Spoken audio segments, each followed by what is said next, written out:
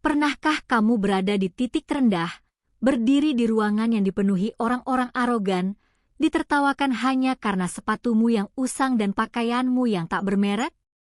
Itulah yang dirasakan Tari, seorang gadis yatim yang mati-matian mencari pekerjaan demi menebus obat ibunya yang sedang kritis. Di tengah kemegahan lobi sebuah perusahaan raksasa, ia dihina, diinjak-injak harga dirinya, dan nyaris diusir oleh seorang direktur wanita yang angkuh. Namun, di saat air matanya nyaris jatuh, sebuah keajaiban datang. Seorang pria tampan berwibawa melangkah membelah kerumunan. Pria yang ditakuti semua orang itu justru menatap Tari dengan mata berkaca-kaca, seolah baru saja menemukan kepingan jiwanya yang hilang selama belasan tahun. Rahasia besar apa yang menyatukan mereka di masa lalu? Dan bagaimana karma telak menghantam mereka yang menyombongkan harta?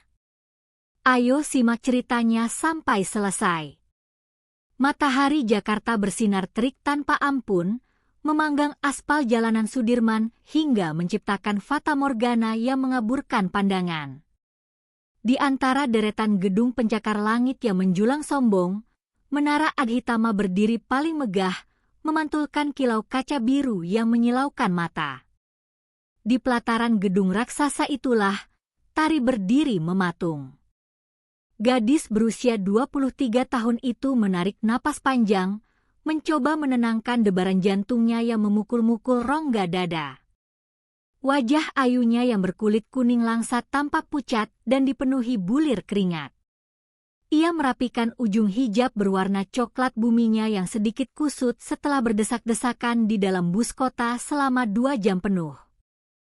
Hari ini adalah hari penentuan bagi Tari.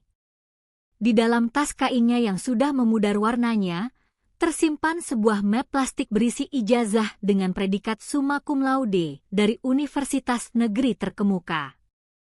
Namun, kecerdasannya seakan tak ada artinya saat ia menunduk menatap sepasang sepatu pantofel hitamnya. Sol sepatu sebelah kanan itu sudah mengelupas, terpaksa ia rekatkan dengan lem seadanya pagi tadi sebelum berangkat. Tari menelan ludah yang terasa pahit. Ia butuh pekerjaan ini. Ibunya terbaring lemah di rumah petak kontrakan mereka, menunggu jadwal cuci darah yang tertunda berbulan-bulan karena ketiadaan biaya setelah ayahnya meninggal dunia dengan mewariskan tumpukan hutang. Dengan langkah ragu namun didorong oleh tekad yang membaja, Tari melangkah masuk menembus pintu putar kaca lobi Menara Adhitama. Udara dingin dari pendingin ruangan raksasa seketika menusuk tulang, sangat kontras dengan panasnya jalanan di luar. Lobi itu berlapis marmer impor Italia yang sangat mengkilap, hingga Tari bisa melihat pantulan sepatunya yang kusam di lantai tersebut. Puluhan pelamar kerja lain sudah duduk di area tunggu. Mereka semua mengenakan setelan jas dan blazer mahal yang tereksekusi sempurna, memancarkan aura kelas atas yang membuat Tari merasa seperti debu di tengah lautan berlian. Saat Tari berjalan menuju meja resepsionis untuk mendaftar ulang, sol sepatunya yang direkatkan dengan lem tadi pagi mendadak terlepas. Terdengar bunyi decit karet yang cukup keras beradu dengan lantai marmer, membuat Tari terhuyung ke depan. Ia nyaris terjatuh jika tidak segera menyeimbangkan tubuhnya. Namun, suara itu terlanjur menarik perhatian seluruh penghuni lobi. Bisik-bisik dan tawa tertahan mulai terdengar dari para pelamar lain yang menatapnya dengan pandangan merendahkan. Tepat pada detik yang memalukan itu, suara ketukan sepatu hak tinggi yang tajam dan berirama membelah keheningan lobi. Natasha melangkah keluar dari lift eksekutif. Wanita berusia 27 tahun itu menjabat sebagai direktur HRD di Adhitama Group. Penampilannya sangat elegan, dibalut gaun kerja rancangan desainer ternama yang melekat sempurna di tubuhnya yang semampai. Rambut ikal kecoklatannya hasil perawatan salon mahal dibiarkan tergerai bebas. Wajah cantiknya dirias dengan sempurna, namun matanya memancarkan arogansi yang mampu membekukan siapapun yang ditatapnya. Natasha menghentikan langkahnya tepat di depan Tari. Matanya memindai gadis berhijab itu dari ujung kepala hingga ujung sepatu yang menganga rusak. Senyum sinis yang sangat merendahkan perlahan terbentuk di bibir merah meronanya. Apakah petugas keamanan di depan sedang tidur? Kenapa pengemis bisa masuk ke dalam lobi gedungku? Suara Natasha melengking, sengaja dikeraskan agar seluruh pelamar kerja di lobi mendengarnya. Tari terkesiap. Wajahnya seketika memerah menahan rasa malu yang membakar ubun-ubun. Maaf, Ibu. Saya bukan pengemis. Saya Lestari Nirmala, salah satu kandidat yang dipanggil untuk wawancara tahap akhir posisi analis keuangan hari ini, jawab Tari dengan suara bergetar, namun ia menolak untuk menundukkan kepalanya. Ia menyodorkan map plastiknya dengan tangan yang sedikit gemetar. Natasha tidak menerima map itu. Ia justru menepisnya dengan ujung jarinya seolah map itu dipenuhi virus mematikan. Map itu jatuh, membuat lembaran CV dan ijazah Tari berserakan di atas lantai marmer. Analis keuangan? Di Adhitama Group. Natasha tertawa sumbang, sebuah tawa yang syarat akan kekejaman psikologis. Dengar ya, gadis manis. Perusahaan ini mengelola triliunan rupiah setiap harinya. Kami berhadapan dengan investor asing dari seluruh dunia. Kami membutuhkan representasi yang elegan, berkelas, dan profesional. Bukan seseorang yang bahkan tidak mampu membeli sepatu yang layak pakai dan berpakaian seperti akan pergi ke pasar tradisional. Air mata mulai menggenang di pelupuk mata Tari, namun gadis itu menggigit bibir bawahnya sekuat tenaga, menolak untuk menangis di depan penindasnya.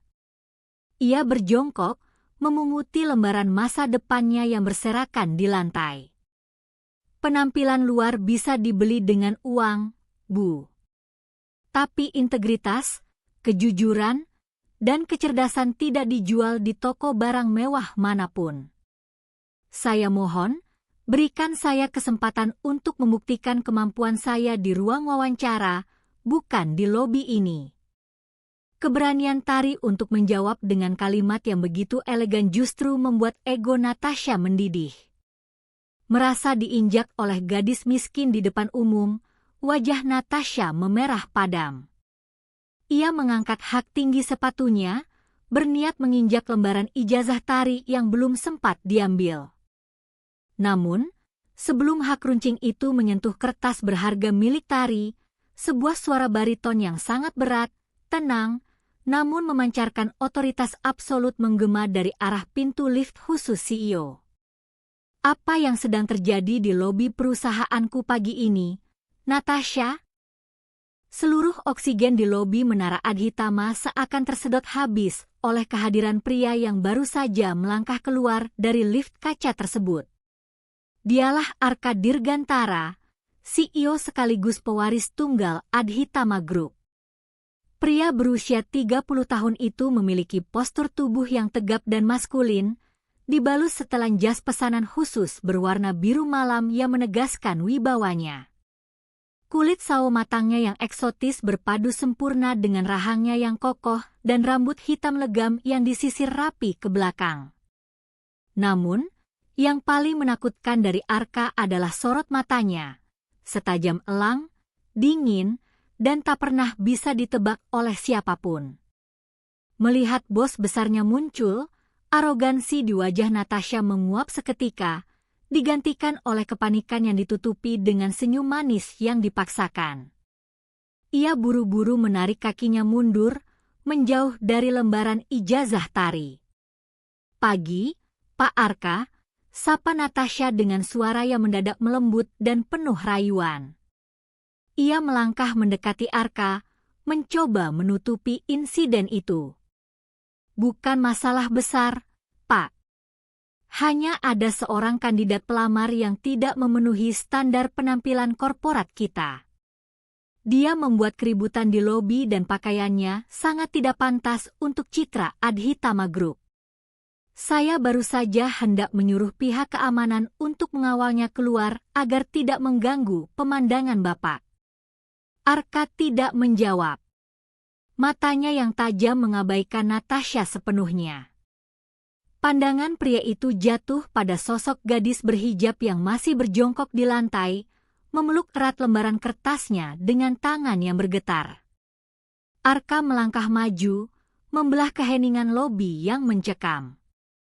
Suara langkah pantofel mahalnya menggema, membuat jantung Tari berdegup semakin kencang.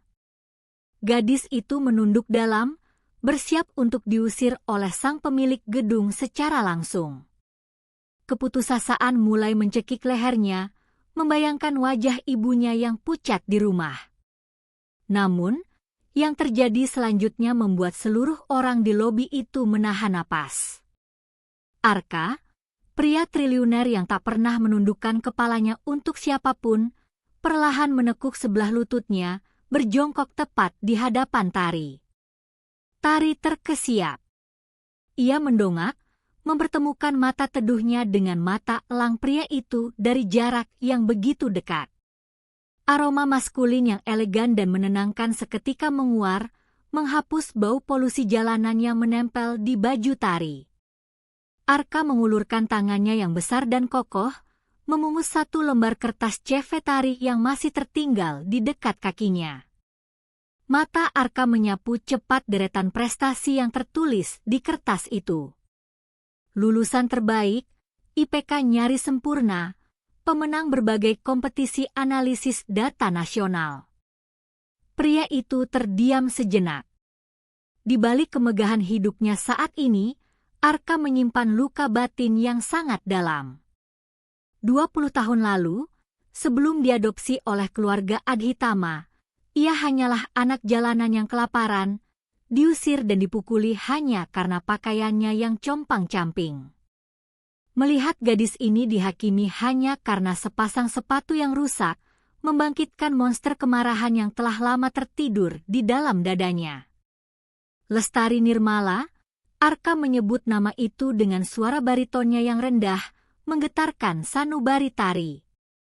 Pria itu berdiri, lalu dengan sangat sopan menyodorkan kertas itu kembali ke tangan Tari, seolah gadis itu adalah tamu kehormatan, bukan pelamar kerja yang hina. Natasha yang melihat pemandangan itu merasa darahnya mendidih karena cemburu dan gengsi. Pepa Arka, Anda tidak perlu repot-repot. Gadis itu tidak memiliki kelas yang sesuai dengan standar kita. Sepatunya saja. Standar siapa yang kau bicarakan? Natasha, potong Arka telak, memutar tubuhnya untuk menatap sang direktur HRD. Sorot mata Arka kini berubah sedingin bongkahan es, memancarkan ancaman yang tak terbantahkan. Perusahaan ini dibangun di atas fondasi kecerdasan, kerja keras, dan keringat berdarah. Bukan di atas lantai peragaan busana. Jika kau, sebagai seorang direktur, tidak bisa membedakan antara berlian mentah yang terbungkus tanah dengan kaca murahan yang dibalut sutra, maka kau tidak pantas duduk di kursimu. Wajah Natasha memucat pasi. Di depan puluhan pelamar kerja dan staf lobi, ia dipermalukan secara telak oleh pria yang diam-diam ia gilai selama ini. Urat-urat di lehernya menonjol menahan amarah dan rasa malu yang luar biasa, namun ia tak berani mengeluarkan sepatah kata pun untuk membantah sang CEO absolut. Arka kembali menatap Tari yang kini berdiri canggung dengan wajah bersemu merah. Pria itu menunjuk ke arah lift eksekutifnya. Lestari, ikuti saya ke ruangan saya di lantai puncak. Jika kau bisa memecahkan studi kasus rasio keuangan yang sedang saya kerjakan dalam waktu 15 menit, kau tidak akan bekerja sebagai analis biasa. Kau akan bekerja secara langsung sebagai asisten eksekutif pribadiku. Tari membelalakkan matanya tak percaya. Air mata haru yang sejak tadi ditahannya akhirnya menetes membasahi pipi kuning langsatnya. Di saat dunia menginjaknya, Tuhan mengirimkan sebuah tangan yang menariknya keluar dari dasar jurang. Dengan langkah pelan, ia mengikuti punggung tegap Arka menuju lift. Namun, saat Tari melangkah masuk ke dalam lift kaca tersebut, tas kain tuanya tanpa sengaja menyangkut di tepian pintu lift. Sebuah gantungan kunci kayu usang berbentuk bunga matahari yang selalu ia ikat kuat-kuat di resleting tasnya, terputus dan jatuh berdenting ke lantai lift. Arka secara naluriah menunduk untuk mengambil benda itu. Namun, saat jari-jarinya menyentuh tekstur kayu yang mulai lapuk tersebut, seluruh tubuh Arka seketika membeku. Napasnya tercekat di tenggorokan seolah paru-parunya kehilangan pasokan udara. Matanya membelalak lebar, menatap ukiran inisial A.T. kecil yang sangat kasar di balik gantungan bunga matahari itu. Itu adalah gantungan kunci yang sama. Gantungan kunci yang ia ukir sendiri dengan pisau tumpul 20 tahun lalu, dan ia berikan kepada seorang gadis kecil berhijab kusam yang telah menyelamatkan nyawanya di tengah hujan badai dengan membagi separuh payung dan roti terakhirnya. Arka perlahan mengangkat wajahnya yang kini pucat pasi, menatap lekat-lekat wajah Tari yang sedang memandangnya dengan kebingungan.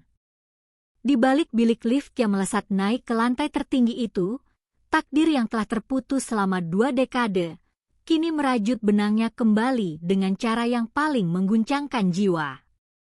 Denting halus suara lift memecah keheningan yang mencekam di antara mereka. Pintu lift tertutup perlahan, membawa mereka melesat naik ke lantai 50. Di dalam kota kaca mewah yang menembus langit Jakarta itu, Arka Dirgantara masih mematung menatap sepotong kayu usang di tangannya. Jantung pria yang biasanya berdetak setenang mesin jam Swiss itu kini bergemuruh hebat, menghantam rongga dadanya hingga terasa sesak. Ukiran A.T. Arka dan Tari. Ingatan dari 2 dekade silam berkelebat bagai kilat. Malam badai di bawah jembatan layang yang dingin, seorang bocah laki-laki kurus bersimbah darah karena dipukuli preman pasar, nyaris mati kelaparan. Lalu, seorang gadis kecil berjas hujan kuning datang membawa separuh roti tawar basah dan memayunginya sepanjang malam. Gadis kecil itu menangis melihat lukanya, dan Arka membalasnya dengan memberikan satu-satunya benda yang ia buat sendiri, gantungan kunci bunga matahari. Arka menelan ludah, berusaha mati-matian menekan badai emosi yang mengancam akan meruntuhkan wibawanya. Ia menatap Tari yang berdiri canggung di sudut lift. Wajah gadis itu menunduk, matanya yang teduh menyiratkan kecemasan, tak menyadari bahwa pria berkuasa di hadapannya adalah bocah jalanan yang dulu ia selamatkan. Dengan tangan yang sedikit bergetar, Arka mengulurkan gantungan kunci itu. "Barangmu jatuh, Lestari," ucapnya dengan suara serak yang ia paksa terdengar sedatar mungkin. Tari mendongak, matanya melebar panik melihat barang paling berharga miliknya ada di tangan sang CEO. "Astagfirullah, maafkan saya, Pak Arka." "Terima kasih banyak," sahut Tari buru-buru mengambilnya, menyimpannya kembali ke dalam tas dengan penuh kehati-hatian layaknya menyimpan kepingan berlian. Melihat betapa Tari sangat menjaga benda usang itu, pertahanan Arka nyaris jebol. Gadis ini menyimpannya selama 20 tahun. Namun, Arka tahu ini bukan saat yang tepat untuk mengungkap masa lalunya. Ia harus memastikan Tari mendapatkan posisi di sisinya bukan karena belas kasihan, melainkan karena gadis itu memang pantas mendapatkannya, agar tidak ada satupun orang di perusahaan ini yang bisa merendahkannya lagi. Pintu lift terbuka, menyuguhkan pemandangan ruang kerja CEO yang luar biasa luas, dikelilingi dinding kaca yang menampilkan panorama ibu kota dari puncak tertinggi. Arka melangkah masuk dengan langkah tegap, kembali mengenakan topeng CEO absolutnya. Ia berjalan menuju meja kerja berbahan kayu mahoni raksasa, lalu melempar sebuah map tebal berisi ratusan halaman data mentah keuangan perusahaan. Duduk, titah Arka tanpa menoleh. Itu adalah laporan keuangan kuartal ketiga dari 3 anak perusahaan kami yang sedang mengalami defisit. Saya butuh rasio likuiditas, analisis beban operasional, dan proyeksi restrukturisasi yang paling masuk akal. Waktumu 15 menit dari sekarang. Tari tidak membuang waktu sedetik pun. Ia segera duduk, mengeluarkan alat tulisnya, dan tenggelam ke dalam tumpukan angka-angka rumit tersebut. Matanya bergerak cepat, otaknya yang cemerlang menyusun setiap anomali data dengan presisi yang mengagumkan. Arka berdiri membelakangi jendela, diam-diam menatap lekat gadis berhijab itu. Ketenangan Tari, cara gadis itu menggigit bibir bawahnya saat berpikir, semuanya mengaduk-aduk perasaan Arka. Tepat di menit ke-12, Tari meletakkan penanya. Ia merapikan kertas rangkumannya dan menyodorkannya ke meja Arka. Selesai, Pak. Akar masalahnya bukan pada defisit pasar, tapi ada kebocoran dana sebesar 7% di sektor pengadaan bahan baku anak perusahaan kedua yang ditutupi dengan pembengkakan biaya marketing. Arka mengambil kertas itu. Matanya menyapu hasil analisis Tari. Sempurna. Tidak ada satupun angka yang meleset. Bahkan, Tari berhasil menemukan anomali yang baru saja ditemukan oleh tim audit senior Arka setelah seminggu bekerja keras. Sang CEO menatap Tari, kebanggaan yang luar biasa memancar dari sorot matanya yang tajam. Mulai besok pagi, meja kerjamu ada di ruangan ini, tepat di seberang mejaku. Gaji pertamamu akan dibayar di muka hari ini juga. Gunakan untuk membeli apapun yang kau butuhkan, ucap Arka tegas, meresmikan takdir gadis itu di sisinya. Tari menutup mulutnya dengan kedua tangan, air mata kelegaan tumpah membasahi pipinya. Ia bersujud syukur dalam hati, membayangkan wajah ibunya yang akhirnya bisa mendapatkan perawatan medis. Namun, momen haru itu hancur berkeping-keping saat pintu ruangan didobrak paksa dari luar. Natasha melangkah masuk dengan napas memburu, wajah cantiknya memerah karena amarah. Di tangannya terdapat sebuah tablet yang menyala. Pak Arka, Anda tidak bisa mempekerjakan gadis miskin ini, jerit Natasha tanpa mempedulikan sopan santun. Ia melempar tablet itu ke atas meja Arka. Saya baru saja melakukan pemeriksaan latar belakang cepat. Ayah dari gadis ini, mendiang ayahnya, meninggal dengan meninggalkan hutang ratusan juta pada sindikat rentenir gelap.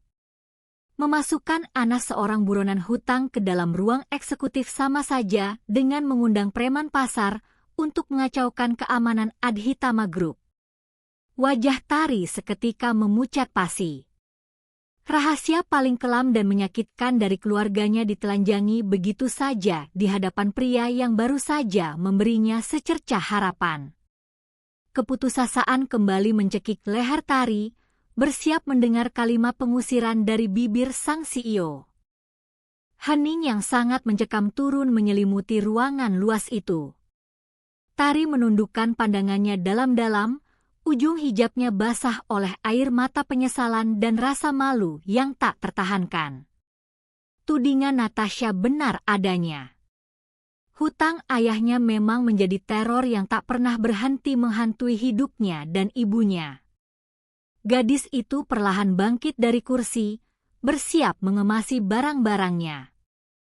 Ia tahu, tidak ada perusahaan raksasa yang mau mengambil risiko mempekerjakan seseorang dengan rekam jejak keluarga yang bermasalah.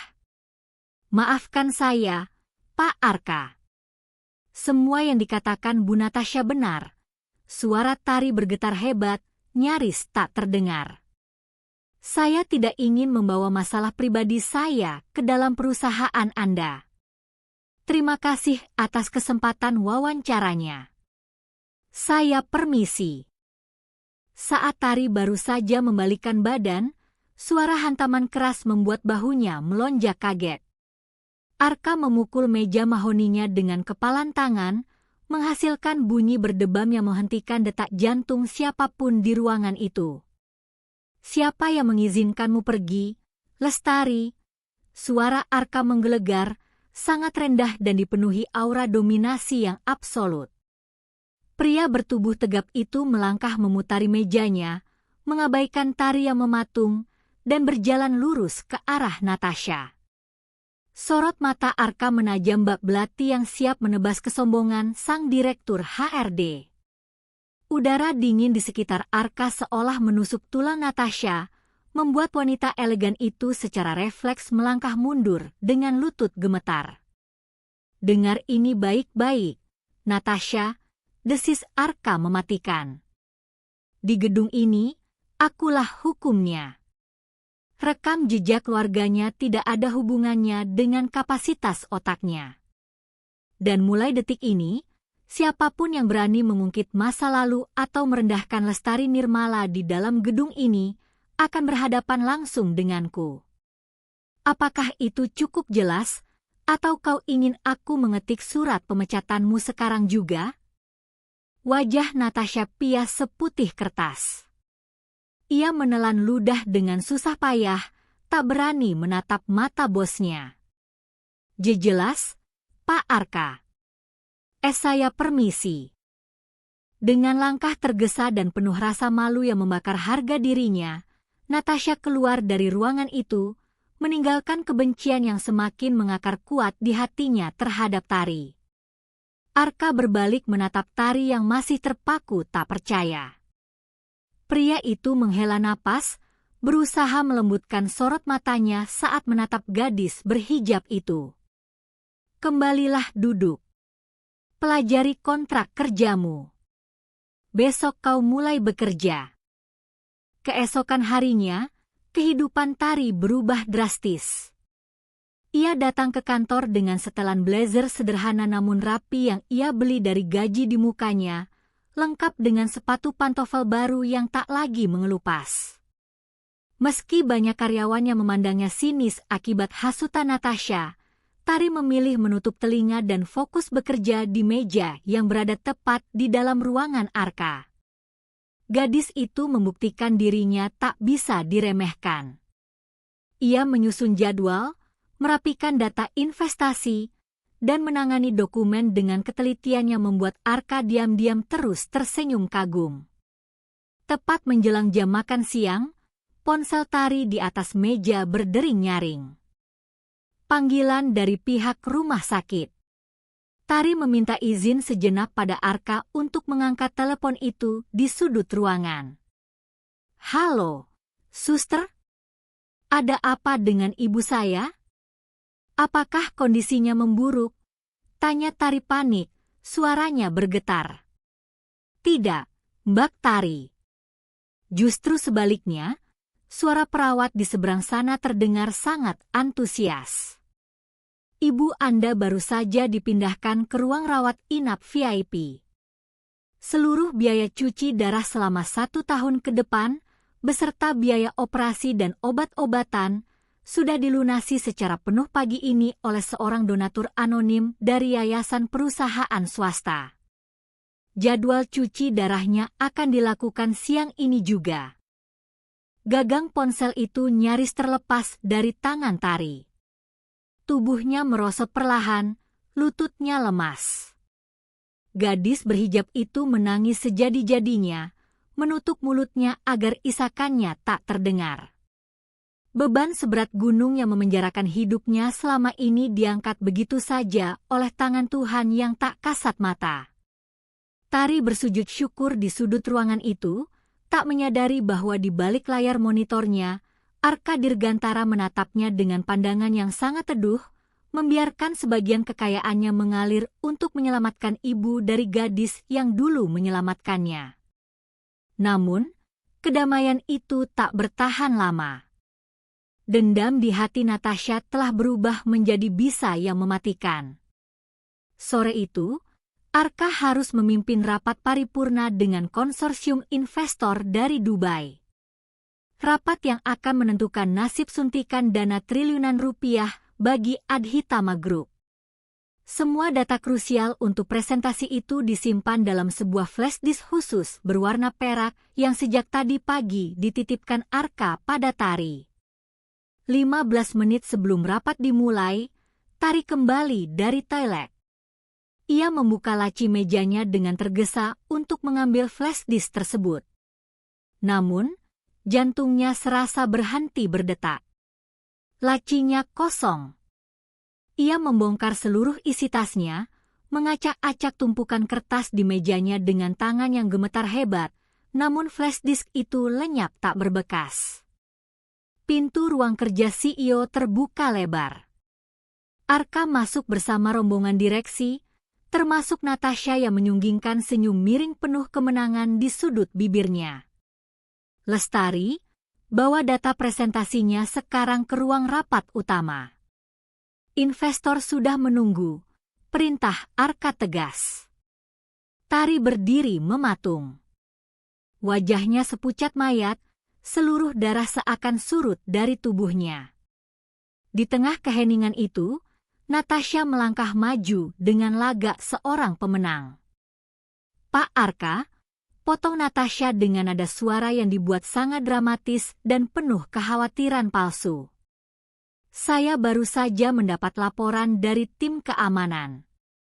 Setengah jam yang lalu, asisten baru Anda ini terlihat menemui seseorang di tangga darurat, seseorang yang diketahui sebagai utusan dari kompetitor utama kita.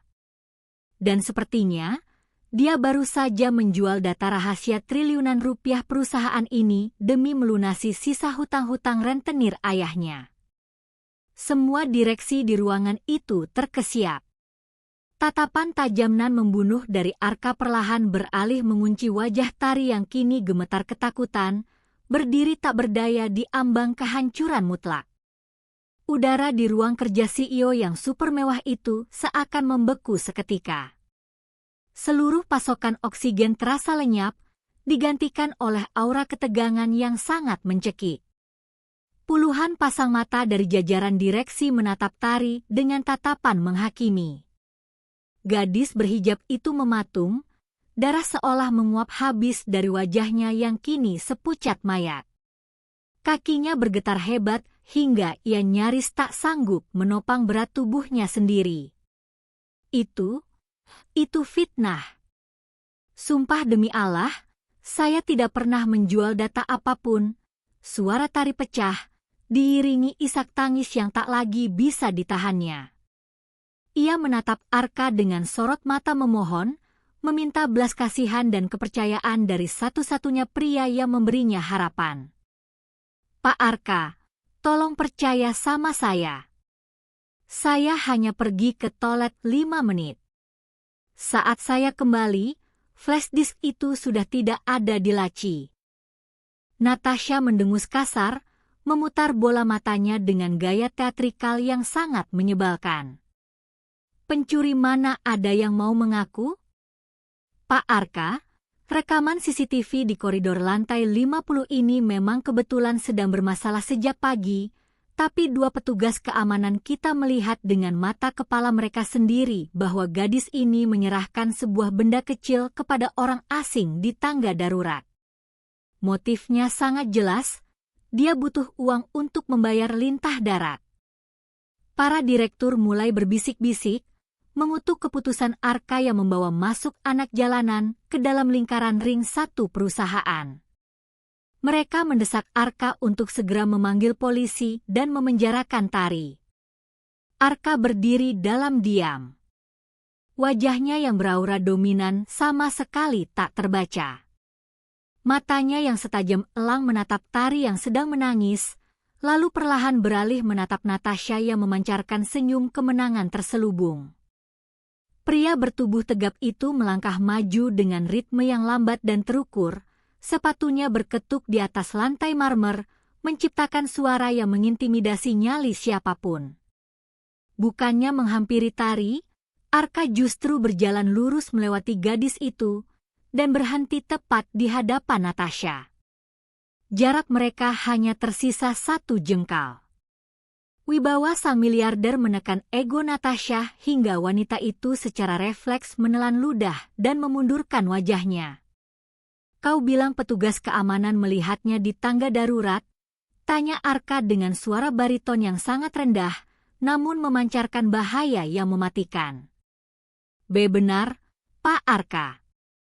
Satpam bernama Jono yang melaporkannya langsung pada saya," jawab Natasha gugup, mencoba mempertahankan topeng kepeduliannya.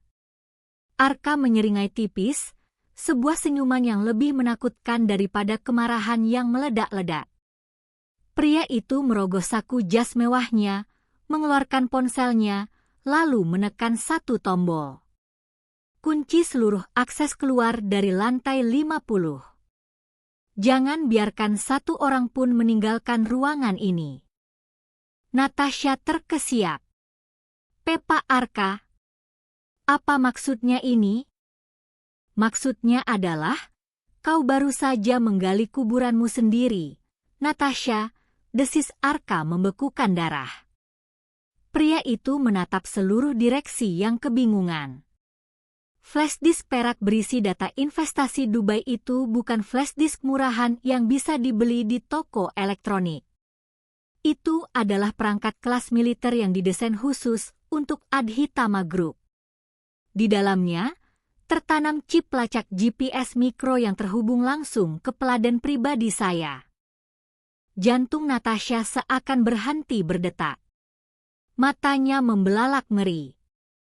Keringat dingin sebesar biji jagung mulai merembes merusak riasan mahalnya. Arka mengangkat ponselnya, membalikkan layarnya agar semua orang di ruangan itu bisa melihat. Di sana, terdapat sebuah titik merah yang berkedip-kedip di atas denah digital lantai 50. Titik merah itu tidak berada di tangga darurat, tidak juga di laci Tari. Titik merah itu berada tepat di titik tempat Natasha berdiri.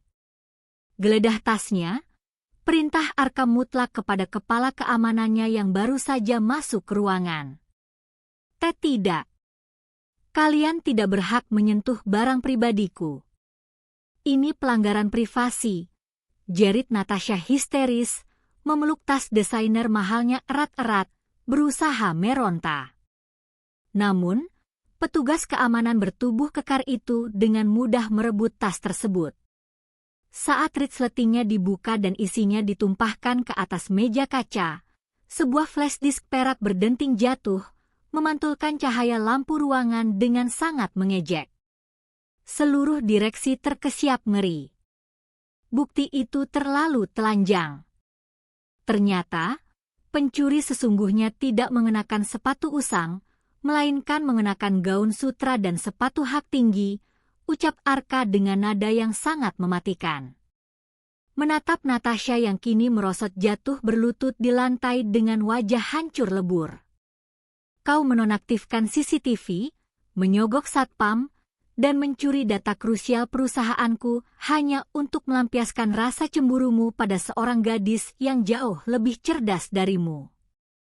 Pak Arka, tolong maafkan saya hilaf." Isak Natasha dengan riasan yang kini luntur, memohon ampun di bawah kaki pria yang selama ini ia puja. Kesombongannya hancur tak bersisa. Bawa dia ke ruang interogasi keamanan. Aku akan mengurus surat pemecatannya dan tuntutan pidananya setelah rapat selesai, perintah Arka dingin tanpa belas kasihan. Natasha diseret keluar ruangan sambil meronta dan menangis memalukan. Keadilan ditegakkan dalam hitungan menit. Tari yang masih berdiri gemetar, tak menyangka sang CEO akan membelanya dengan cara yang begitu brilian dan elegan. Arka menoleh menatap Tari, sorot matanya yang tajam seketika melembut, menyiratkan kelegaan karena berhasil melindungi gadis itu. Namun, belum sempat mereka bernapas lega, pintu ruangan diketuk dengan sangat tergesa-gesa. Sekretaris Arka masuk dengan wajah pucat pasi. "Pak Arka." "Gawat. Tuan Al-Fayed dan rombongan investor dari Dubai sangat marah karena kita terlambat 20 menit dari jadwal. Mereka mengancam akan membatalkan investasi triliunan ini dan bersiap meninggalkan ruang rapat utama sekarang juga." Kabar dari sekretaris itu bagai sambaran petir di siang bolong. Puluhan direktur langsung dilanda kepanikan luar biasa. Investasi triliunan rupiah dari Dubai adalah nyawa bagi ekspansi Adhitama Group tahun ini. Jika Tuan Al-Fayed membatalkan kesepakatan hanya karena keterlambatan konyol akibat ulah Natasha, perusahaan akan mengalami kerugian yang sangat masif. Kita harus segera ke ruang rapat utama. Bawa flash disk itu. Perintah Arka cepat, mengambil kembali flash disk perak dari atas meja dan berlari melangkah lebar memimpin rombongan direksi. Tari menyusut air matanya dengan cepat. Insting profesionalnya mengambil alih. Sebagai asisten eksekutif, ia tidak boleh terlihat lemah di saat atasannya sedang menghadapi krisis. Gadis berhijab itu membenarkan letak blazernya dan berlari kecil mengikuti langkah panjang Arka menuju ruang rapat utama di ujung lorong. Setibanya di sana, suasana sudah sangat tegang. Tuan Al-Fayed, seorang pria paruh baya asal Timur Tengah yang sangat berwibawa dengan balutan jas mahalnya, sudah berdiri dari kursi kebesarannya. Wajahnya merah padam, menunjukkan ketidakpuasan yang mutlak. Ajudan-ajudannya sedang merapikan dokumen, bersiap untuk pergi. "Mr. Dirgantara," ucap Tuan Al-Fayed dalam bahasa Inggris dengan aksen Arab yang kental, nadanya penuh kekecewaan. "Di negara kami, waktu adalah kehormatan. Keterlambatan 20 menit tanpa alasan yang jelas menunjukkan ketidakprofesionalan perusahaan Anda. Saya rasa kita tidak perlu melanjutkan pembicaraan ini. Mr. Al-Fayed, saya memohon maaf yang sebesar-besarnya atas insiden yang terjadi di luar kendali kami. Beri kami waktu 15 menit untuk menunjukkan proyeksi finansial yang akan melipat gandakan keuntungan Anda," bujuk Arka dengan tenang, mencoba menggunakan karismanya sebagai negosiator ulung. Tuan Al-Fayed menatap jam tangan Rolexnya, lalu mendengus kasar. 15 menit. Tidak lebih. Ia pun duduk kembali dengan enggan. Arka segera menyerahkan flash disk perak itu kepada staf IT untuk disambungkan ke proyektor utama. Layar raksasa di depan ruangan menyala. Namun, bencana yang sesungguhnya baru saja dimulai. Saat file presentasi itu diklik, layar hanya menampilkan kotak dialog bertuliskan "File corrupted". Dokumen itu tidak bisa dibuka. Natasha, dalam kelicikannya, rupanya sempat memasukkan virus perusak saat ia menyembunyikan flash disk itu di laptopnya. File data proyeksi keuangan setebal ratusan halaman yang dikerjakan berminggu-minggu, hancur tanpa sisa. Wajah Arka yang tadinya setenang karang kini memucat. Para direksi menahan napas, keringat dingin membasahi punggung mereka. Tuan Al-Fayed yang melihat layar error itu tertawa sinis, kembali berdiri dengan kemarahan yang memuncak. "Ini adalah sebuah penghinaan. Kalian membuang waktuku dengan data yang bahkan tidak bisa ditampilkan. Kita batalkan semua. Afwan, ya Sayyidi.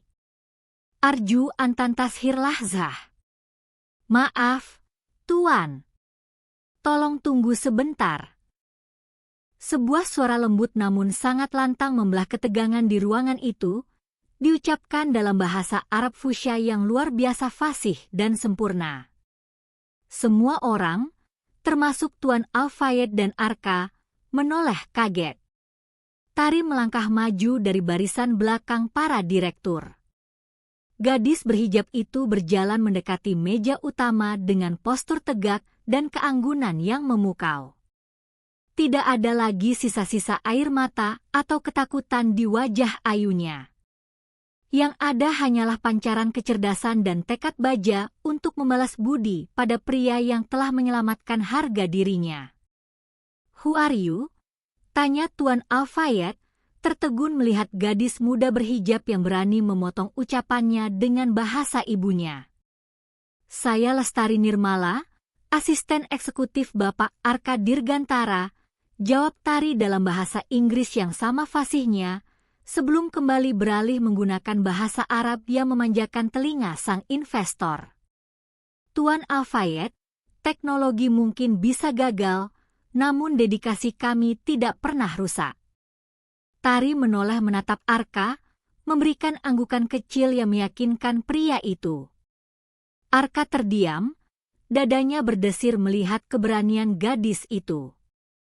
Tari kemudian berbalik menghadap papan tulis putih berukuran besar di dinding ruangan. Ia mengambil sebuah spidol hitam. Tanpa membaca catatan apapun, tanpa melihat layar proyektor, ingatan fotografis Tari yang jenius mengambil alih. Tadi pagi, saat Arka menyuruhnya membedah data mentah, Tari telah merekam setiap digit, setiap persentase, dan setiap marin keuntungan di dalam otaknya.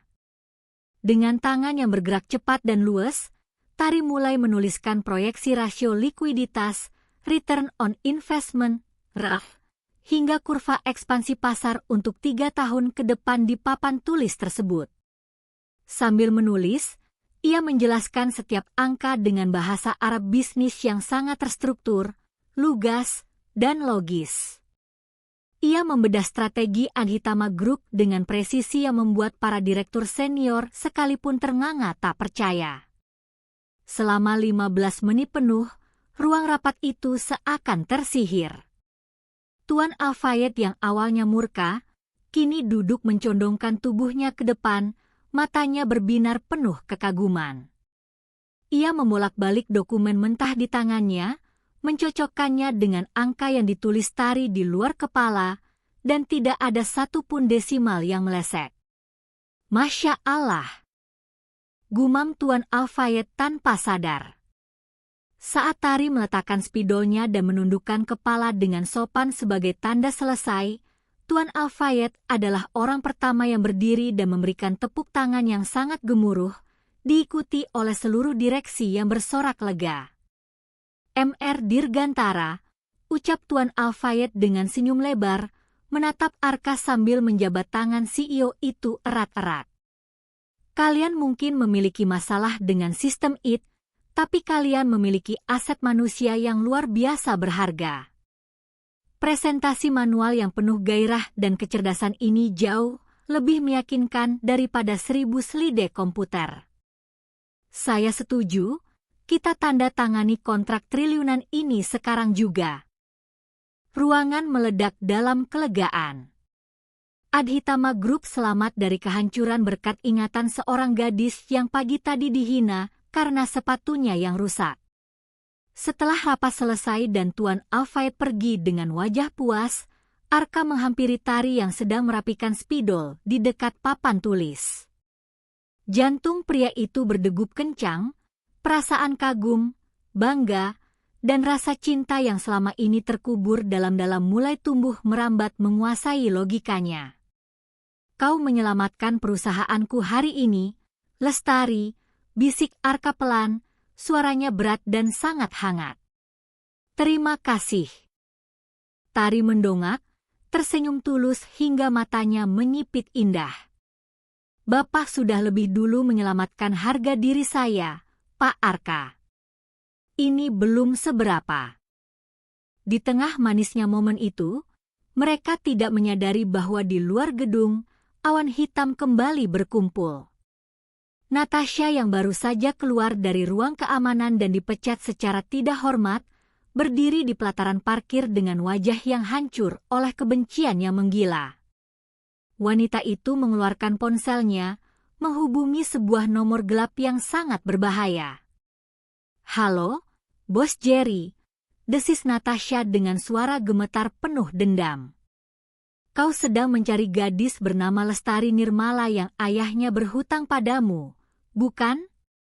Aku tahu di mana dia bekerja. Kirim anak buahmu sekarang juga. Hancurkan dia. Semburat jingga kemerahan melukis langit Jakarta saat jam kerja berakhir. Udara ibu kota yang biasanya pengap oleh polusi, sore itu terasa sedikit lebih sejuk berkat sisa gerimis. Tari melangkah keluar dari lobi Menara Adhitama dengan napas lega yang menghangatkan dadanya. Beban berat yang bertumpu di pundaknya selama berbulan-bulan seakan menguap. Ibunya sudah mendapatkan penanganan terbaik di rumah sakit, dan ia baru saja membuktikan kemampuannya di hadapan para petinggi perusahaan. Untuk pertama kalinya sejak kepergian sang ayah, Tari berani memimpikan masa depan yang cerah. Gadis berhijab coklat bumi itu berjalan menuju halte bus terdekat, menolak tawaran fasilitas mobil kantor karena merasa belum pantas menerimanya di hari pertama bekerja.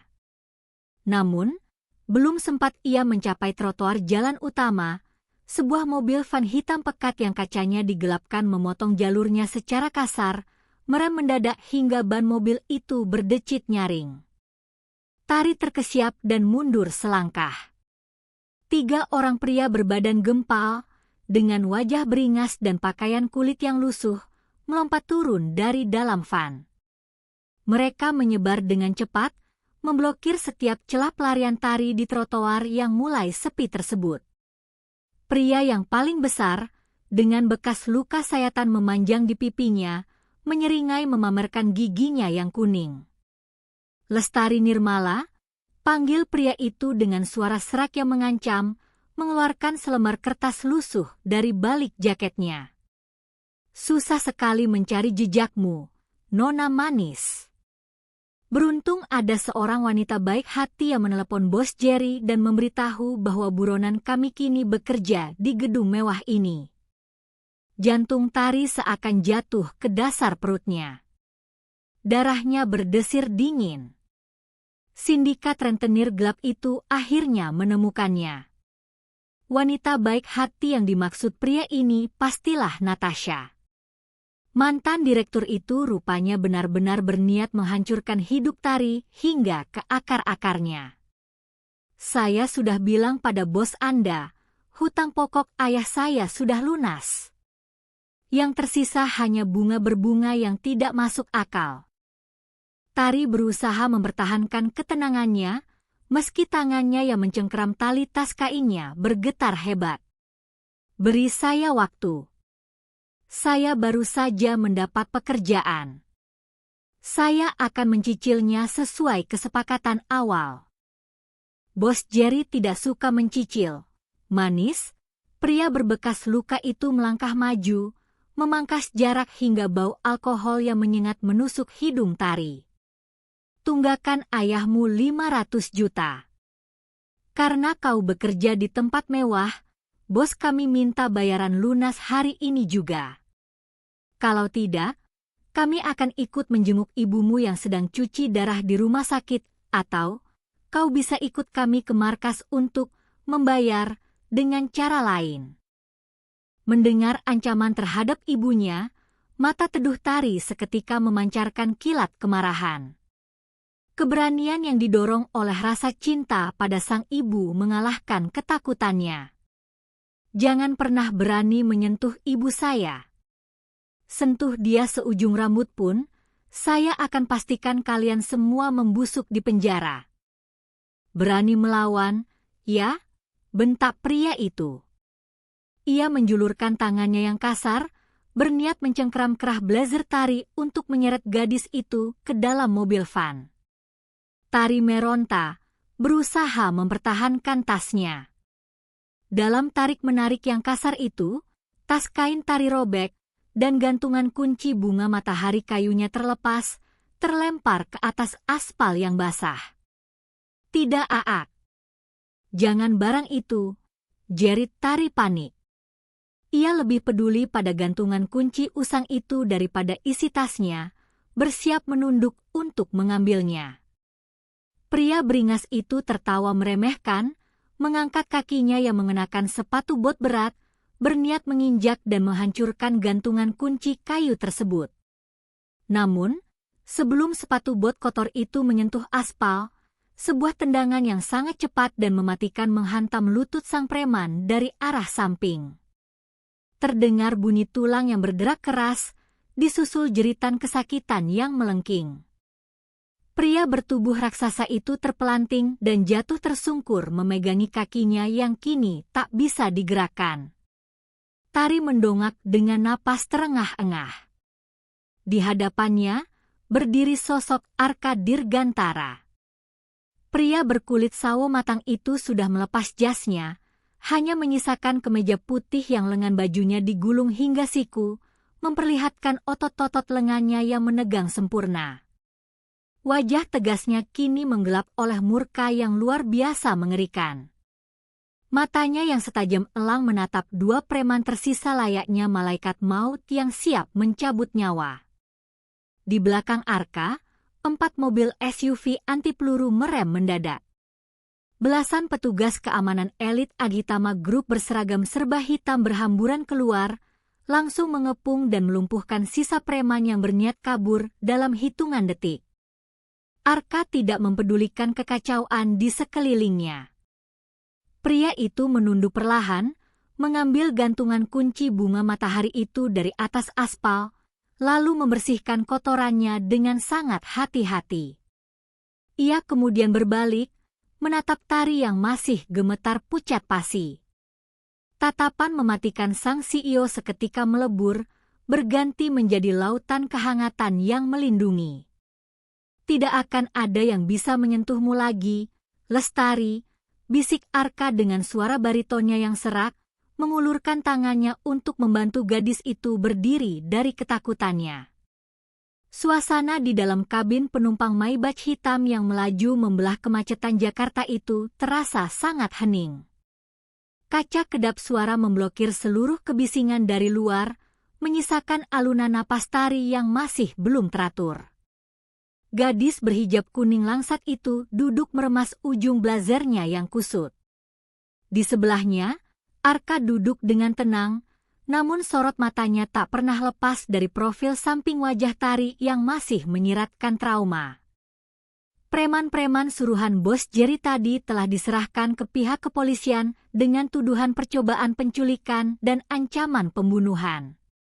Tim kuasa hukum Agitama Group yang terkenal tak pernah kalah di pengadilan telah diinstruksikan oleh Arka untuk memburu sindikat rentenir itu hingga ke akar-akarnya malam ini juga. Tari menundukkan kepalanya dalam-dalam. Pak Arka, saya benar-benar minta maaf. Kehadiran saya hanya membawa masalah dan bahaya bagi Bapak. Bu Natasha benar, saya membawa masuk preman jalanan ke lingkungan Anda. Mungkin sebaiknya saya mengundurkan diri saja sebelum perusahaan Bapak tercoreng karena saya. Mendengar kata, mengundurkan diri, rahang Arka mengeras seketika. Jangan pernah mengucapkan kata itu lagi, Lestari, potong Arka telak, nadanya sedikit meninggi sebelum ia memaksakan diri untuk melembutkannya. Pria itu menghela napas panjang, lalu membuka telapak tangannya.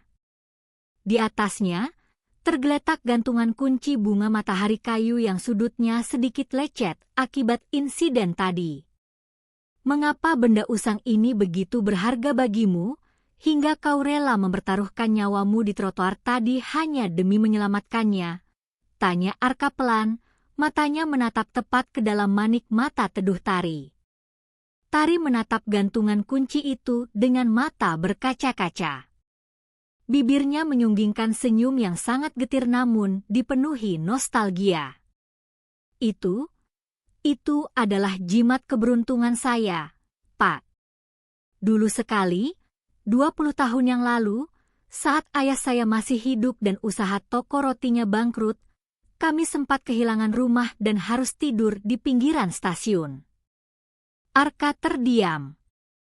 Ia membiarkan gadis itu bercerita, meski jantungnya sendiri berdebar tak karuan menunggu kalimat selanjutnya.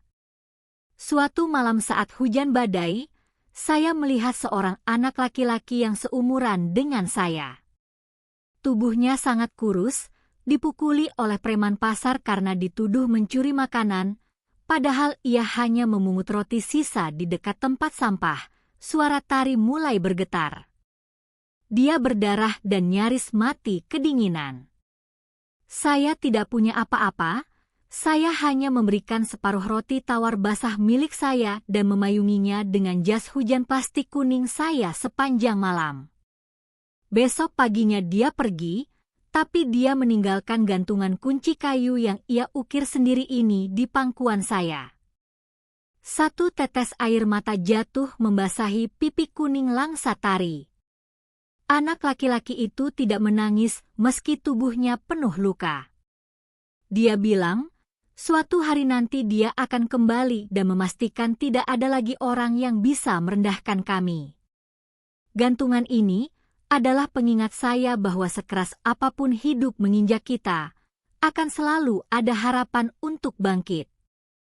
Dada Arka bergemuruh hebat. Pertahanan emosional yang ia bangun selama belasan tahun sebagai seorang CEO berdarah dingin akhirnya runtuh tak bersisa. Ia menatap lekat-lekat gadis berhijab di sampingnya. Ketulusan itu tidak pernah berubah. Gadis kecil yang menyelamatkannya dari ambang kematian dulu, kini tumbuh menjadi wanita yang rela pasang badan menghadapi para rentenir. Arka mengulurkan tangan kanannya, dengan sangat hati-hati ia menangkup punggung tangan Tari yang dingin. Tari terkesiap, menatap sang CEO dengan kebingungan. Anak laki-laki itu tidak pernah melupakan janjinya. Lestari, bisik Arka parau. Matanya memerah, menyimpan keharuan yang luar biasa dalam. Setiap kali dia hampir menyerah di jalanan, dia selalu mengingat gadis berjas hujan kuning yang memberinya roti basah. Gadis yang membuatnya ingin hidup, ingin sukses, dan ingin memiliki kekuatan agar bisa melindunginya. Tari membeku. Napasnya terhenti di tenggorokan. Matanya membulas sempurna saat ia menatap wajah tegas berkulit sawo matang di hadapannya, lalu menatap gantungan kunci berinisial AAT di tangan pria itu. Arka dan Tari. Bebapak, suara Tari nyaris tak terdengar, air mata terkejut sekaligus tak percaya tumpah membasahi wajahnya. Anak laki-laki itu. Pak Arka. Arka mengangguk pelan, sebuah senyum paling tulus dan paling hangat yang tak pernah ia perlihatkan pada siapapun kini terukir indah untuk gadis itu. Aku sudah kembali, Tari. Dan kali ini, aku tidak akan pernah melepaskan genggaman tanganku lagi. Suasana di dalam mobil itu seketika dipenuhi oleh keharuan yang tak terlukiskan kata-kata. Takdir yang sangat kejam telah memisahkan mereka, namun takdir yang sama pula yang mengembalikan mereka di saat yang paling tepat. Tari menangis terseduh-seduh, namun kali ini bukan karena kesedihan atau keputusasaan, melainkan karena rasa syukur yang meluap-luap kepada Sang Pencipta. Namun, di tengah momen reuni yang sangat emosional itu, dering telepon seluler dari dashboard mobil memecah keheningan dengan sangat brutal. Arka mengangkat panggilan tersebut dengan speaker menyala. Terdengar suara sekretarisnya yang sangat panik dan terengah-engah dari seberang sana. Pepa Arka. Gawat. Tolong nyalakan berita televisi sekarang juga. Arka segera menekan tombol di panel kendali. Layar monitor di dalam mobil menyala, menampilkan siaran berita bisnis nasional. Tulisan berjalan di bawah layar itu membuat darah Arka mendidih. Skandal mega korupsi. CEO Adhitama Group diduga melindungi agen spionase korporat demi hubungan gelap. Di layar televisi, terpampang foto Arka yang sedang berjongkok memungut kertas Tari di lobi pagi tadi, difoto dari sudut yang sangat manipulatif sehingga terlihat seperti sebuah adegan intim yang tidak pantas. Di sampingnya, terdapat foto Natasha yang sedang diwawancarai oleh kerumunan wartawan dengan wajah penuh air mata palsu. Saya memiliki bukti bahwa wanita bernama Lestari Nirmala itu adalah penyusup dari perusahaan saingan. Tapi Pak Arka memecat saya secara sepihak untuk menutupi perselingkuhan mereka dan mengorbankan data triliunan rupiah milik investor Dubai. Isak Natasha di layar televisi menebar racun fitnah yang sangat keji ke seluruh penjuru negeri. Pak Arka, suara sekretarisnya kembali terdengar, bergetar ketakutan. Saham kita anjlok bebas dalam 10 menit terakhir.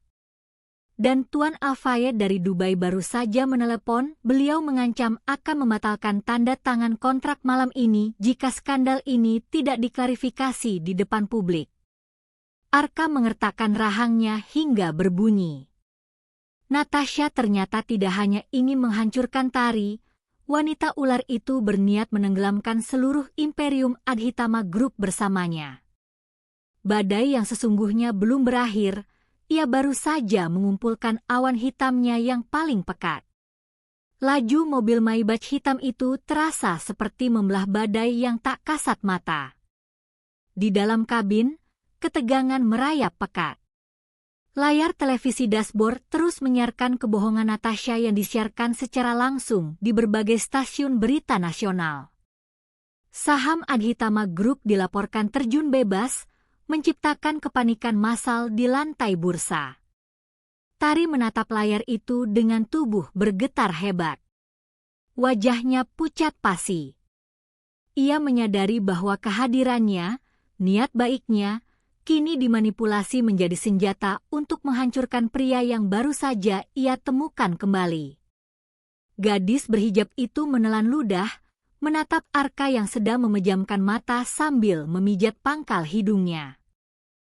Pak Arka, panggil Tari dengan suara bergetar, mencoba menekan ego dan perasaannya sendiri demi kebaikan pria itu. Turunkan saya di sini. Tolong, turunkan saya. Bapak bisa mengadakan konferensi pers dan mengatakan bahwa Bapak sudah memecat saya karena tuduhan spionase itu. Selamatkan perusahaan Bapak.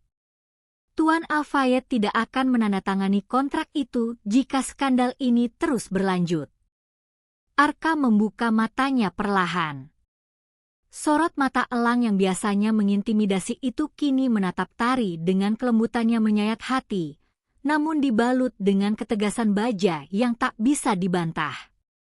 20 tahun yang lalu, seorang gadis kecil rela kelaparan dan kedinginan di bawah hujan badai hanya untuk memastikan seorang anak jalanan yang tidak ia kenal tetap hidup, ucap Arka dengan suara baritonnya yang dalam, tangannya terulur menggenggam jemari Tari yang sedingin es. Kau pikir, setelah aku memiliki segalanya di dunia ini, aku akan membuang gadis itu hanya demi menyelamatkan harga saham? Arka mencondongkan tubuhnya, menatap lurus ke dalam mata teduh Tari. Perusahaan ini bisa kubangun ulang dari nol jika hancur. Tapi jika aku kehilanganmu lagi, aku tidak akan pernah bisa memaafkan diriku sendiri. Kita kembali ke Menara Adhitama sekarang. Kita hadapi mereka bersama. Air mata Tari menetes mendengar sumpah perlindungan itu. Rasa takutnya menguap, digantikan oleh keberanian luar biasa yang mengalir dari genggaman tangan Arka. Ia mengangguk mantap. Gadis yatim yang selalu diinjak-injak itu kini siap berdiri tegak, bukan di belakang sang CEO, melainkan tepat di sisinya. Setibanya di pelataran Menara Adhitama, kilatan ratusan lampu kamera langsung menyilaukan mata. Puluhan wartawan berdesakan, mengacungkan mikrofon, menuntut klarifikasi atas skandal perselingkuhan dan spionase yang dituduhkan Natasha. Di tengah kerumunan itu, Natasha berdiri layaknya seorang pahlawan, memasang wajah sedih yang dibuat-buat, dikelilingi oleh beberapa staf yang berhasil ia manipulasi. pintu mobil terbuka. Para pengawal elit segera membentuk barikade. Arka melangkah turun dengan wibawa absolut seorang raja. Jasnya sudah kembali terpasang rapi. Namun, yang membuat para wartawan menahan napas adalah saat Arka mengulurkan tangannya ke dalam mobil, menuntun Tari keluar. Gadis berhijab coklat bumi itu melangkah dengan dagu terangkat tinggi, memancarkan keanggunan dan kecerdasannya membuat riasan mahal Natasha tampak murahan. Pak Arka, apakah benar wanita di samping Anda ini adalah mata-mata kompetitor? Teriak seorang jurnalis. Apakah Anda memecat Bu Natasha demi menutupi skandal ini? Sahut yang lain. Arka tidak menjawab. Ia menuntun Tari membelah lautan wartawan menuju podium lobi utama yang sudah disiapkan. Pria itu berdiri di depan puluhan mikrofon, menatap lautan manusia itu dengan sorot mata sedingin es kutub. Keheningan seketika menyelimuti lobi marmer tersebut. Wibawa Arka mencekik nyali siapapun yang berani bersuara. Saya berdiri di sini bukan untuk mengklarifikasi fitnah murahan. Suara bariton Arka menggelegar, memantul di dinding kaca lobi. Ia merogoh saku jasnya dan mengeluarkan flash disk perak tersebut, mengangkatnya tinggi-tinggi. Saya berdiri di sini untuk mengekspos tindak kejahatan korporasi tingkat tinggi yang dilakukan oleh mantan direktur HRD kami, Natasha. Natasha yang berdiri di barisan depan terkesiap. Wajahnya memucat seketika melihat flash disk yang ia yakini sudah hilang itu berada di tangan Arka. Arka memberi isyarat. Staf IT yang setia padanya langsung memproyeksikan data dari layar peladen utama ke dinding kaca lobi. Flash disk ini berisi data rahasia triliunan rupiah. Natasha mengklaim Lestari Nirmala mencurinya. Namun, sistem pelacak GPS mikro tingkat militer yang tertanam di dalam perangkat ini mencatat dengan sangat presisi bahwa benda ini tidak pernah berpindah ke tangan kompetitor. Layar raksasa itu menampilkan log pergerakan titik merah yang sangat detail. Titik merah ini bergerak dari meja saya, masuk ke dalam tas Hermes milik Natasha, dan disembunyikan di ruangannya selama 2 jam, sebelum akhirnya ditemukan oleh tim keamanan saya di dalam tasnya sendiri. Kamera wartawan langsung berbalik menyorot Natasha. Suasana berubah menjadi riuh rendah. Wanita elegan itu mundur selangkah, bibirnya bergetar hebat. Itu rekayasa. Dia meretas sistemnya untuk menjebakku, jerit Natasha panik. Keringat dingin merusak penampilannya yang sempurna. Rekayasa. Kini giliran Tari yang melangkah maju ke depan mikrofon. Suara lembutnya mengalun sangat jelas, terstruktur, dan mematikan. Jika saya adalah mata-mata yang menjual data perusahaan, lalu bagaimana saya bisa mempresentasikan seluruh proyeksi keuangan, rasio likuiditas, dan marin ekspansi secara manual di luar kepala, dalam bahasa Arab, tepat di hadapan investor Dubai 2 jam yang lalu. Tari menatap langsung ke mata kamera stasiun televisi nasional, memancarkan ketegasan yang tak bisa dibantah. Mbak Natasha menghancurkan file di dalam flash disk itu dengan virus Trojan untuk menggagalkan investasi triliunan rupiah perusahaan ini.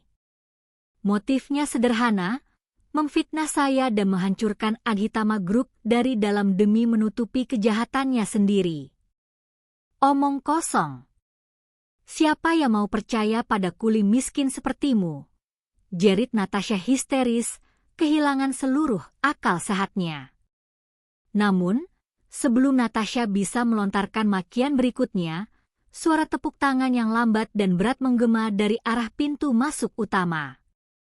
Rombongan pria berjas mewah khas timur tengah membelah kerumunan. Tuan Al-Fayed datang dengan wajah yang menyiratkan kekuasaan mutlak, dikawal oleh puluhan ajudannya. Kehadiran investor triliuner itu membungkam seluruh ruangan. Tuan Al-Fayed melangkah maju dengan wibawa yang tak tertandingi. Sorot mata pria paruh baya itu menyapu ruangan, mengabaikan kilatan kamera, dan berhenti tepat di wajah Natasha yang kini sepucat mayat. Ia berdiri di samping Arka dan Tari, memberikan anggukan hormat yang sangat mendalam kepada gadis berhijab tersebut. "Saya yang akan bersaksi untuk gadis ini," suara berat Tuan Al-Fayed dalam bahasa Inggris menggema di lobi Menara Adhitama, segera diterjemahkan oleh para jurnalis. 1 jam yang lalu, tim analis finansial saya di Dubai baru saja selesai memverifikasi angka-angka yang dituliskan oleh Nona Lestari di papan tulis ruang rapat kami. Dan hasilnya, akurasi gadis ini mencapai 99,8%. Tidak ada mata-mata yang berusaha menghancurkan perusahaan yang mampu menyelamatkan kesepakatan bisnis sebrilian ini. Tuan Al-Fayed menoleh ke arah kamera, memberikan pernyataan yang langsung melambungkan kembali harga saham Adhitama Group ke puncak tertinggi. Oleh karena integritas Bapak Arka Dirgantara yang menolak tunduk pada pemerasan, dan karena kecerdasan luar biasa Nona Lestari, konsorsium kami di Dubai memutuskan untuk menggandakan nilai investasi kami menjadi 10 triliun rupiah hari ini juga. Ruangan itu meledak dalam sorak-sorai kekaguman. Para wartawan berlomba-lomba mencatat sejarah baru di dunia bisnis Indonesia. Fitnah keji yang dilemparkan Natasha berbalik menjadi promosi paling megah bagi Adhitama Group. Natasha jatuh terduduk di atas lantai marmer. Lututnya tak lagi sanggup menopang berat badannya. Ia menyadari bahwa ia baru saja menggali kuburannya sendiri di depan jutaan pasang mata rakyat Indonesia. Kesombongannya, obsesinya pada kasta, dan kelicikannya hancur lebur berkeping-keping. 2 perwira kepolisian melangkah maju menembus kerumunan, memegang surat perintah penahanan. "Saudari Natasha, Anda ditahan atas tuduhan pencurian data rahasia korporasi, pencemaran nama baik tingkat berat, dan percobaan sabotase investasi negara. Selain itu, sindikat rentenir yang bekerja sama dengan Anda baru saja diringkus oleh Satuan Tugas Khusus 1 jam yang lalu." Borgol besi yang dingin berbunyi klik saat mengunci pergelangan tangan Natasha. Wanita yang selalu memuja kemewahan dan merendahkan orang miskin itu kini diseret keluar lobi sambil meronta dan menangis histeris. Make up mahalnya luntur, rambutnya acak-acakan. Ia menjadi tontonan hinaan publik, sebuah karma instan yang sangat telak dan tak bisa dihindari. Setelah kekacauan media itu berhasil diredam dan Tuan Al-Fayed berpamitan dengan senyum puas, lobi Menara Adhitama kembali tenang. Arka menghela napas panjang. Ia menoleh ke arah Tari yang masih berdiri di sisinya. Gadis itu tampak lelah, namun matanya memancarkan kedamaian yang belum pernah Arka lihat sebelumnya. 3 bulan berlalu sejak badai besar itu. Kehidupan Tari berubah menjadi seperti mimpi yang tak pernah berani ia bayangkan. Ibunya telah pulih sepenuhnya setelah menerima operasi transplantasi ginjal dari donor yang dibiayai penuh oleh Yayasan Arka. Di kantor, Tari tak lagi dipandang sebelah mata. Ia membuktikan kapasitasnya sebagai analis jenius yang menjadi otak di balik kesuksesan berbagai proyek besar Adhitama Group. Sore itu, senja Jakarta melukiskan rona jingga keemasan yang menawan. Arka mengajak Tari naik ke landasan helikopter di atap tertinggi Menara Adhitama. Angin sore meniup lembut hijab pashmina coklat yang dikenakan Tari, membelai wajah kuning langsatnya yang memancarkan kecantikan alami tanpa riasan berlebihan. Arka berdiri bersandar di pagar pembatas, menatap hamparan gedung pencakar langit ibu kota. Pria tegap berkulit sawo matang itu mengenakan kemeja putih kasual, memancarkan aura maskulin yang membuat jantung Tari berdegup tak menentu. "Dulu, saat aku masih menjadi anak jalanan yang tidur beralaskan kardus, Aku sering melihat ke arah gedung-gedung tinggi ini, ucap Arka pelan, memecah keheningan. Ia menoleh, menatap mata teduh Tari lekat-lekat. Aku berjanji pada diriku sendiri untuk menaklukkan kota ini, agar aku punya kekuatan untuk mencari seorang gadis kecil berjas hujan kuning. Gadis yang mengajarkanku bahwa kebaikan masih ada di dunia yang kejam ini. Tari tersenyum simpul, pipinya bersemu merah. Bapak sudah berhasil menaklukkannya. Bapak adalah CEO terhebat yang pernah saya kenal. Tidak, Arka menggeleng pelan, melangkah mendekat hingga jarak mereka hanya tersisa 1 langkah. Sorot matanya memancarkan kelembutan yang luar biasa dalam. Kota ini tidak ada artinya jika aku tidak memiliki tempat untuk pulang. Harta triliunan rupiah ini tak lebih dari sekadar tumpukan kertas jika tidak ada kamu di sisiku, Tari. Arka merogoh saku kemejanya. Pria yang ditakuti seluruh pebisnis Asia itu perlahan menekuk satu lututnya, berjongkok di hadapan gadis yatim yang dulu selalu diinjak-injak harga dirinya. Arka membuka sebuah kotak beludru merah kecil. Di dalamnya, tidak ada cincin berlian raksasa yang menyilaukan mata. Yang ada hanyalah sebuah cincin emas putih sederhana, dengan ukiran mahkota kecil berbentuk bunga matahari yang sangat elegan, persis seperti gantungan kunci kayu masa kecil mereka. Lestari Nirmala, suara Arka bergetar oleh emosi dan cinta yang membuncah. Maukah kau menjadi pelindung hatiku, pendamping hidupku, dan penyempurna separuh agamaku? Air mata haru tumpah tak tertahankan dari pelupuk mata Tari. Segala penderitaan, hinaan, dan kerja kerasnya selama ini terbayar lunas. Ia melihat ketulusan yang murni dari pria di hadapannya. Tidak ada kasta, tidak ada gengsi. Hanya 2 anak manusia yang saling menyelamatkan dari kerasnya dunia. Dengan senyum yang merekah begitu indah, Tari mengangguk pelan. Iya, Mas Arka. Saya mau. Arka menghela napas kelegaan yang luar biasa.